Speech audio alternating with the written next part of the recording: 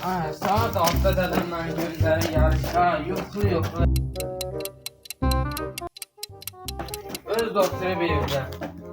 Mən yarışda görəsən niyə? Oğlum, Hə, tax. sənlə yarışa getməyibsən? Gedirəm yarışa, inşallah birinci tutma. Çalış birinci yeri tut. Birinci yeri tutsun. Atanın sənə sürprizi var. Nə sürprizim? Sənə maşın alacağım. Mənə maşın alarsan? Hə. Allah, burada mən fayda olur. Yarışda birinci.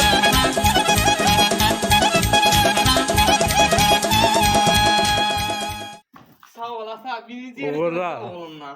Gözləyirəm. Bax birinci yeri al gəl. Sən də mənə ki, Allah'tan maşını al. Yo, kəlmə-kəlmədir. Maşın lazımdır.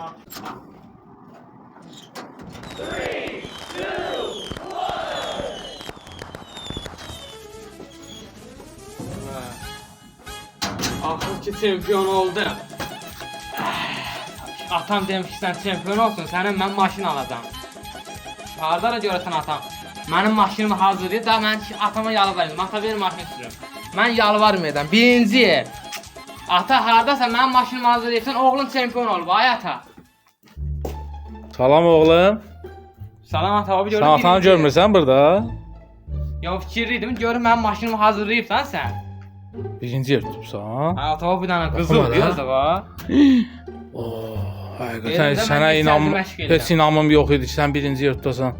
Sən nətər oldu birinci yer tutdun? Dedim əziyyət çəkdim, getdim birinci yer tutdum. Vay dədə. Ha, sən mənə motivasiyon verdin ha, dedim maşın alacağım ona görə. Dilim olasan vay dədə, mən bu uşağa söz verim. Ha, ata sənin maşını alıb, narahat olma. Alıbsan maşını, ona bir Ha, ha. sürə bilərəm deyin də. Ha, gözü sən yum, sən gözü yum. Ha, yumuram. Mən deyəndə açarsan, yaxşı? Yaxşı. Ata gözlərini açır. Ha, aç. Açıram ha. Ata sənə maşın alıb, qırmızı rəngdə. Ha, qırmızı rəngdə açıram. Ha, tez elə aç. Nədir? Bax, maşın deyir, bax arabadır, zibil daşımaq üçün.